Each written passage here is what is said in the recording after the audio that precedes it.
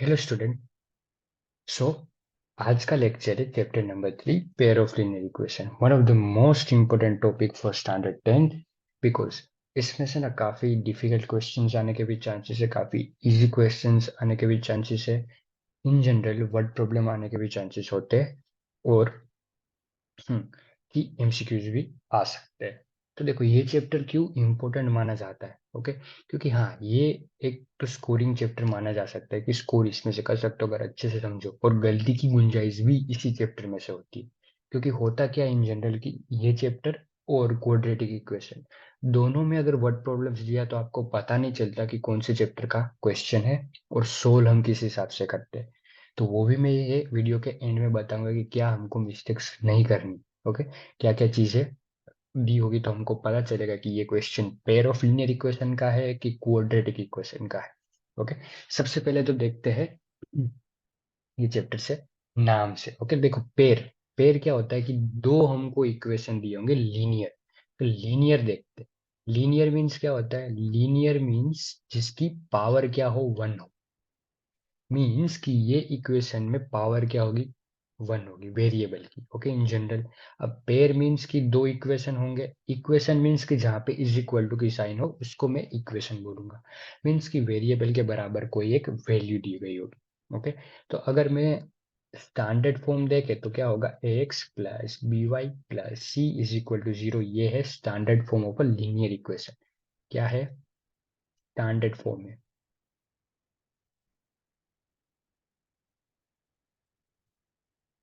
Linear equation का। Okay, hmm, तो ऐसे दो अगर दिए होंगे तो हो जाएगी पेयर। ओके, अब देखो पेयर होने का रीजन क्या है पता है? कि अगर मैं एक इक्वेशन लूँ तो उसमें इनफाइनाइट सॉल्यूशन मिलेंगे, क्योंकि ये इसका ग्राफ कैसा होता है, ग्राफ होता है लाइन। क्या बनता है लीनियर इक्वेशन का ग्राफ? हमेशा क्या बनेगा, लाइन। अब एक लाइन से तो मैं क्या कुछ इंफॉर्मेशन मुझे मिलेगी नहीं, लेकिन जब मैं पेयर ऑफ लीनियर इक्वेशन ले रहा हूँ तो मुझे क्या मिलेगा, सॉल्यूशन मिलेगा। क्या मिलेगा? Solution of X and Y और इन जनरल वेरिएबल का, कि जो चीज हमको फाइंड करनी है उसका मुझे एग्जैक्ट आंसर मिलेगा। ओके, तो ये था हमारा मीनिंग कि यहाँ पे क्यों पेयर ऑफ लीनियर इक्वेशन ले रहे हैं और स्टैंडर्ड फॉर्म क्या है। ओके, देखो अब स्टार्ट करते हैं टाइप ऑफ सॉल्यूशन से। इससे टाइप ऑफ सॉल्यूशन कि कौन से टाइप के सॉल्यूशन हमको मिल सकते हैं। तो सबसे पहला टाइप क्या है? सबसे पहला इंटरसेक्टिंग, इंटरसेक्टिंग लाइंस। फिर सेकेंड है को इंसिडेंट लाइन, और थर्ड है पैरेलल लाइंस। ओके, अब देखो intersecting coincident and parallel lines का मीनिंग हम ग्राफ के थ्रू देखते ताकि आपको क्या पता चले कि होता क्या है। कि सपोज कि ये हमको क्या दिया है, एक एक्स एक्सिस और वाई एक्सिस है। सपोज कि दो लाइन क्या कर रही है, ऐसे इंटरसेक्ट कर रही है यहाँ पे। तो उसमें क्या होगा, इंटरसेक्ट लाइन कर रही है मीन्स हमको यूनिक सॉल्यूशन मिलेगा, यूनिक सॉल्यूशन। अब यूनिक सॉल्यूशन का मतलब क्या है कि एक्स और वाई की एक वैल्यू मिलेगी, डिस्टिंक्ट वैल्यू मिलेगी। ओके, एक्स और वाई की क्या मिलेगी, वैल्यू मिलेगी, डिस्टिंक्ट होगी। ओके, तो ये यूनिक सॉल्यूशन माना जाएगा, जिसकी क्या है, सॉल्यूशन एक ही होता है और यूनिक होता है, इसीलिए इसको यूनिक सॉल्यूशन बोलेंगे। अब अगर मैं सेकेंड टाइप देखूं तो कोइंसिडेंट लाइन क्या होती है पता है? कि एक के ऊपर एक लाइन दी है, मीन्स की बात क्या की है, एक ही लाइन की है। ओके, तो एक के ऊपर सपोज इसी के ऊपर ये दूसरी लाइन हमको दे दी गई है। यहाँ पे अगर मैं बात करूँ तो ये लाइन L1 दे देते हैं, ये लाइन L2 दे देते हैं। यहाँ पे भी देखो एक L1 और यहाँ पे इसके ऊपर ही L2 लाइन होती है। तो इसमें क्या होता है कि एक के ऊपर एक है, मीन्स एक्स और वाई का क्या मिलेगा, इनफाइनाइट सॉल्यूशन मिलेगा। क्या मिलेगा, infinite solution. Okay, coincident line होती है एक के एक ऊपर एक लाइन होती है, तो उसमें इनफाइनाइट सॉल्यूशन, क्योंकि दोनों लाइन एक के एक ऊपर ही प्लेस्ड है। तो अगर लाइन तो इनफाइनाइट सॉल्यूशन होगा, क्योंकि हर एक पॉइंट पे लाइन एक दूसरे को टच कर रही है, इसीलिए इसका सॉल्यूशन क्या हो जाएगा, इनफाइनाइट सॉल्यूशन हो जाएगा। अब मैं अगर थर्ड टाइप लूँ, क्या लूँ, थर्ड टाइप, तो वो क्या होगा, चलो देखते हैं। थर्ड टाइम है पैरेलल लाइन। पैरेलल लाइन क्या होता है कि एक दूसरे को कभी भी टच ही नहीं करेगी, कितना भी लंबा कर लो। ये एक दूसरे को इंटरसेक्ट ही नहीं करती। क्या नहीं करती? इंटरसेक्ट नहीं करती। तो ये क्या होगा, दोनों लाइन कभी इंटरसेक्ट नहीं करेगी, तो नो सॉल्यूशन होता है। ये दोनों लाइन में सॉल्यूशन मिलेगा ही नहीं, एक्स और वाई की वैल्यू मिलेगी ही नहीं, क्योंकि ये दोनों एक दूसरे से इंटरसेक्ट नहीं कर रही। अगर इंटरसेक्ट नहीं कर रही तो मुझे एक्स और वाई की वैल्यू नहीं मिलेगी। ओके। तो ये थे टाइप ऑफ सॉल्यूशन। अब इसमें हम कंडीशंस देखते हैं। ओके, कि कंडीशन क्या क्या होती है। चलो, अब देखो कंडीशन एक बार देख लेते हैं कि क्या क्या हो सकती है। ओके, चलो, सबसे पहले लाइन लेते हैं इंटरसेक्टिंग। तो अगर मैं दो लाइन को यहाँ पे रिप्रेजेंट करते स्टैंडर्ड फॉर्म में, सपोज वो a1x plus b1y plus c1। Okay, b1y plus c1 is equal to 0। और अगर ये हुई लाइन वन, और अगर दूसरी लाइन को मैं स्टैंडर्ड फॉर्म में लिखूं तो यहाँ पे a2x plus b2y plus c2 is equal to 0, ये होगी लाइन टू।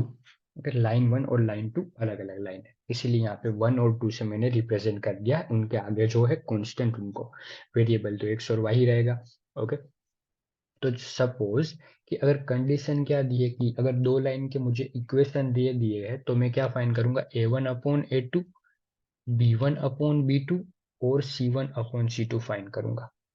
अगर ये इक्वल नहीं आ रहे, ओके, ये इक्वल नहीं आ रहे, रेशियोज है, a1/a2 रेशियो है, b1/b2 भी रेशियो है, c1/c2 भी रेशियो है, तो ये इक्वल नहीं आया तो लाइन क्या होगी, लाइन क्या होगी, इंटरसेक्टिंग होगी।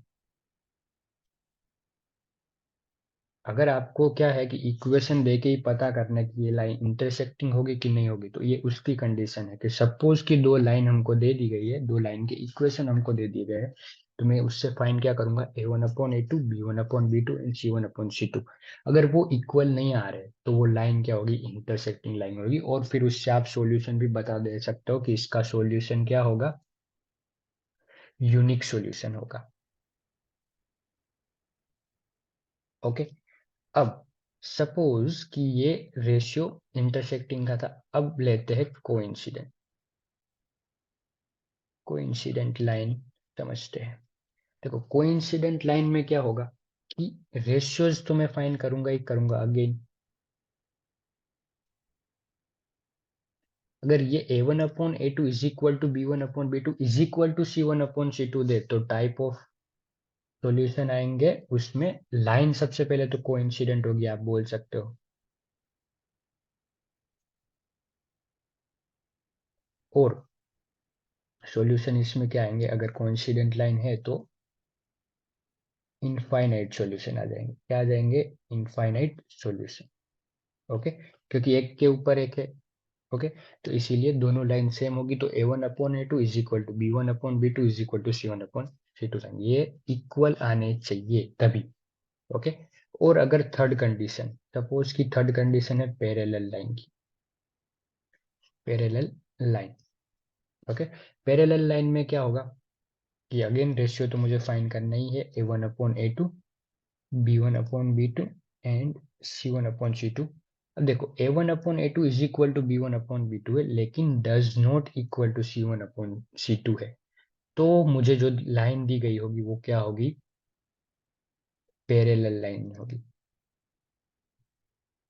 Parallel line. और सॉल्यूशन क्या होगा, नो सॉल्यूशन होगा। ओके, तो ये एक बहुत इंपॉर्टेंट टॉपिक है, इसमें से आपको एमसीक्यूज पूछ सकते हैं और आने के चांसेस बहुत ज्यादा है।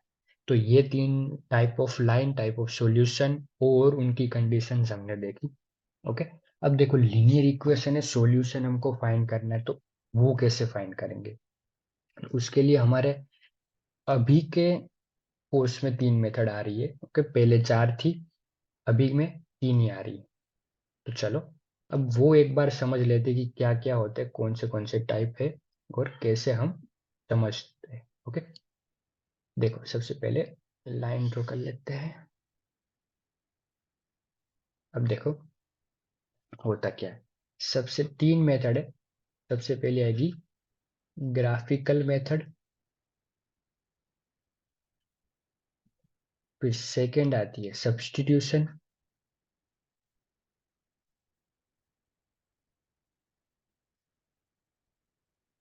और थर्ड आएगी एलिमिनेशन।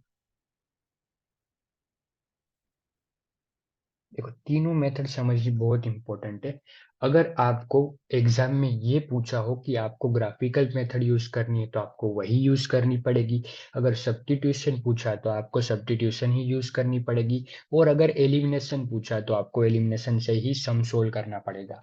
लेकिन ऐसा बोला होगा कि सोल्व दिस लीनियर इक्वेशन तो आप कोई भी मेथड यूज कर सकते हो। आपको जो भी आती हो, जो भी अच्छे से आप कर पाते हो, वो आप मेथड यूज कर सकते हो। और वर्ड प्रॉब्लम में भी इन जनरल आप कोई भी मेथड यूज कर सकते हो, क्योंकि इसमें लिखा नहीं होगा। अगर लिखा है कि यही मेथड यूज करनी है तो आपको कंपलसरी हो जाएगा कि वही मेथड यूज करनी है। Otherwise you can choose any method you want. Okay, चलो अब तीनों मेथड हम देख लेते हैं, एक बार समझ लेते हैं। ओके, कि ग्राफिकल मेथड क्या होती है। कि ग्राफिकल मेथड क्या है कि कोई भी दो इक्वेशन आएंगे, उसमें मुझे पहले तो लाइन बनानी है। अब देखो लाइन बनाना हमको आता है, क्योंकि नाइन स्टैंडर्ड में भी लीनियर इक्वेशन था, उसमें भी हमको लाइन बनाना आता था। तो एक्स और वाई के पॉइंट लेके एक लाइन बनानी है। सपोज कि मैंने एक लाइन ऐसे बनी, ये मैं एग्जांपल ले रहा हूँ कि एक लाइन ऐसे बनी पॉइंट प्लॉट करके, यहाँ पे भी और एक यहाँ पे भी पॉइंट प्लॉट करके मैंने बना ली। और एक दूसरी लाइन क्या बनी, ऐसे बनी। ओके, और ये पॉइंट यहाँ पे इंटरसेक्ट कर रहा है। तो वो हमारा सॉल्यूशन हो जाएगा। उसको हम यहाँ पे रिप्रेजेंट करके एक्स और वाई की वैल्यू फाइंड कर लेंगे। एक्स एक्सिस पे इन जनरल हमको क्या करना है, ड्रॉ करना है। तो मुझे एक्स और वाई का जो वहां पे वैल्यू मिल रहा है वो मेरा सॉल्यूशन हो जाएगा। ग्राफिकल मेथड में हाँ, इक्वेशन हो उससे हमको पॉइंट प्लॉट करना आना चाहिए, लाइन ड्रॉ करनी आनी चाहिए। ओके, और वो लाइन से मैं क्या रिप्रेजेंट कर सकता हूँ, ग्राफ रिप्रेजेंट करूंगा। तो अगर टाइप ऑफ सॉल्यूशन इंटरसेक्टिंग हो तो उसको हम नीचे कर लेंगे, तो एक्स और वाई की वैल्यू मुझे मिल जाएगी, और वो वैल्यू मेरे लिए क्या होगी, एक्स और वाई का सॉल्यूशन। एक्स के लिए एक्स एक्सिस पे, वाई के लिए वाई एक्सिस पे अगर ड्रैग करेंगे तो मुझे वैल्यू मिल जाएगी। ओके, तो वो एक्स और वाई का क्या होगा, सॉल्यूशन होगा। तो ये थी ग्राफिकल मेथड। अब दूसरा क्या आता है, substitution. Substitution method. Substitution method suppose की क्या दिया, X minus three Y is equal to three, और दूसरा इक्वेशन दिया है 2x minus five Y is equal to four. ऐसा हमको दिया है। ये दो इक्वेशन मुझे दिए, ये मैं एग्जांपल लेके समझा रहा हूँ ताकि हमको क्या इजीली समझ में आ जाए।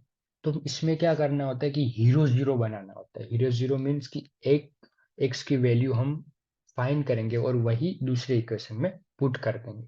ओके, तो सपोज कि फर्स्ट इक्वेशन में से ले रहा हूँ कि x इज इक्वल टू क्या होगा, थ्री प्लस थ्री वाई। क्यों, क्योंकि थ्री वाई को मैंने ट्रांसपोर्ट कर दिया राइट साइड पे आर एच एस पे, तो उसमें साइन क्या हो जाएगी, चेंज हो जाएगी। तो x इज इक्वल टू क्या हो गया, थ्री प्लस थ्री वाई हो गया। अब यही x की वैल्यू, अब देखो जिसमें से आपने सब्सटीट्यूट किए, जिसमें से वैल्यू आपने फाइंड की है, वो आप इसमें नहीं पुट कर सकते, वही इक्वेशन में पुट नहीं कर सकते, नहीं तो आंसर जीरो आ जाएगा दोनों साइड। ओके, तो आपको वो दूसरे इक्वेशन में पुट करनी है। तो मैं अगर यहाँ पे पुट करूँ तो x की जगह पे three plus three Y minus five Y is equal to four आ गया। ओके, तो अब देखो टू इंटू थ्री क्या हो जाएगा, six, plus two into three Y हो जाएगा six Y minus five Y is equal to four. अब six Y minus five Y क्या हो जाएगा, सिमिलरली वाई, यहाँ पे सिक्स है उसको मैं इज इक्वल टू के उस साइड भेजूंगा, राइट साइड में ट्रांसपोर्ट करूंगा तो क्या आएगा, फोर माइनस सिक्स। तो वाई की वैल्यू मुझे क्या मिली, माइनस टू। वाई की वैल्यू मुझे मिली माइनस टू। अब यही वैल्यू मैं यहाँ पे इक्वेशन थ्री में पुट कर दूंगा तो क्या आ जाएगा, एक्स की वैल्यू भी मिल जाएगी। तो three plus three minus two, तो three, three into two six होगा, लेकिन माइनस साइन आएगी तो इसका आंसर आएगा माइनस थ्री। तो एक्स की वैल्यू मुझे क्या मिली, माइनस थ्री, वाई की वैल्यू मुझे मिली माइनस टू। ओके, तो ये थी सब्स्टिट्यूशन मेथड। एक में से वैल्यू हमने निकाल के दूसरे इक्वेशन में पुट की तो मुझे आंसर मिलेगा एक्स और वाई का। ये थी सब्स्टिट्यूशन मेथड। ओके, और अब चलते हैं एलिमिनेशन मेथड पे। एलिमिनेशन मेथड, अब देखो यही दोनों इक्वेशन हम यूज करेंगे ताकि देखते हैं आंसर सेम आते हैं कि नहीं।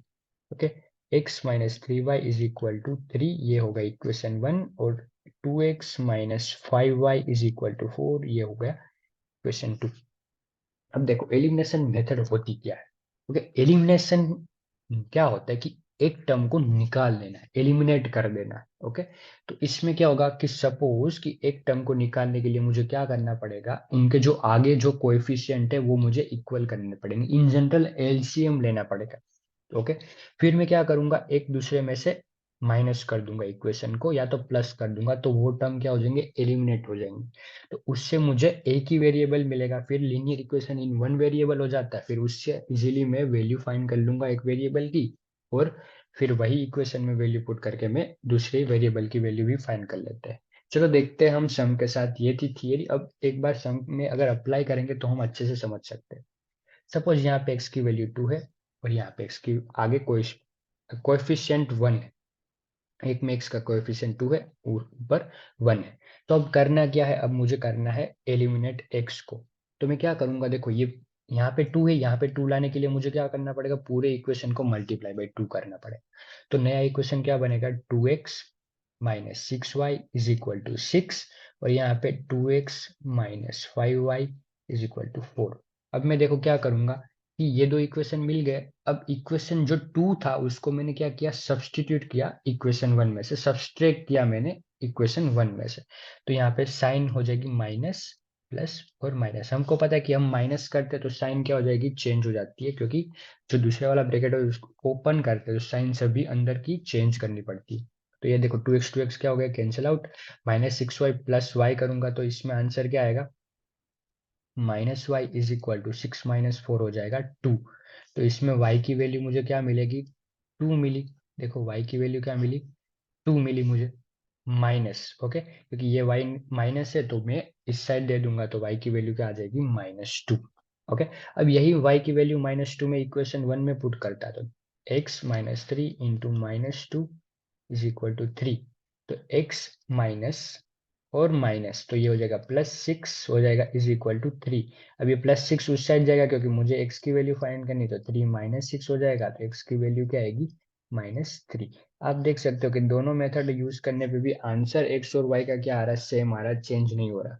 तो वही है कि आप ग्राफिकल मेथड यूज करो, सब्स्टिट्यूशन मेथड यूज करो, या तो एलिमिनेशन मेथड यूज करो, आंसर क्या आएगा, तीनों का सेम ही आएगा।